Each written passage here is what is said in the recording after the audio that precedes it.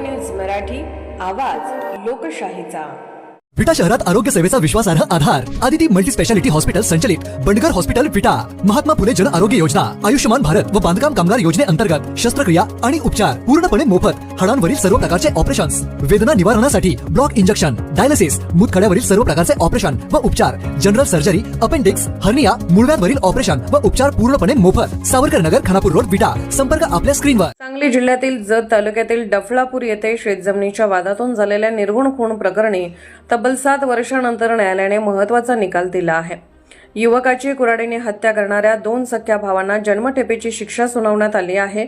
जत तालुक्यातील डफळापूर येथील शेतजमिनीच्या वादातून सागर बाळासो डांगे या 25 वर्षीय युवकाचा निर्गुण खून करण्यात आला होता। या प्रकरणी जिल्हा व सत्र न्यायालयाने आरोपी ज्ञानेश्वर पंडित डांगे आणि संतोष पंडित डांगे या दोन्ही सख्या भावांना जन्मठेपेची शिक्षा सुनावली आहे। जिल्हा व सत्र न्यायाधीश SR पडवळ यांनी हा निकाल दिला। दोन्ही आरोपींना प्रत्येकी 5,000 रुपयांचा दंडही ठोठावण्यात आला असून दंड न भरल्यास 1 वर्षाची अतिरिक्त कारावासाची शिक्षा भोगावी लागणार आहे। ही धक्कादायक घटना 26 जुलै 2019 रोजी डफळापूर येथील काळे शिवार परिसरात घडली होती। सागर डांगे आणि आरोपी भावांमध्ये शेतजमिनीच्या मालकीवरून अनेक दिवसांपासून वाद सुरू होता। घटनेच्या दिवशी सकाळी आरोपींनी ट्रॅक्टरने शेतात मशागत करण्याचा प्रयत्न केला, त्यावेळी दोन्ही बाजूंमध्ये वाद झाला। मात्र दुपारी पुन्हा ट्रॅक्टर बाजरीच्या पिकात घालून नांगरणी करण्याचा प्रयत्न करण्यात आला। सागर डांगे आणि त्यांच्या कुटुंबियांनी विरोध केल्यानंतर हा वाद हिंसक वळणावर गेला।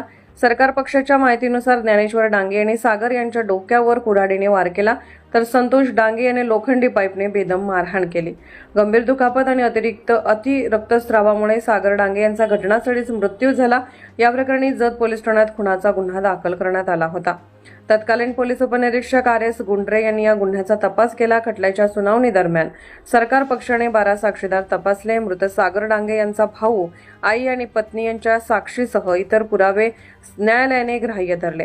अतिरिक्त जिल्हा सरकारी वकील शैलेंद्र हिंगमिरे यांनी सरकार पक्षाची प्रभावी बाजू मांडली। साक्षी पुरावे आणि भौतिक पुराव्यांच्या आधारे न्यायालयाने दोन्ही आरोपींना दोषी ठरवत जन्मठेपेची शिक्षा सुनावली। दरम्यान शेतजमिनीच्या वादातून घडलेल्या या हत्याकांडाला न्यायालयाने कठोर शिक्षा सुनावत महत्त्वाचा संदेश दिला आहे।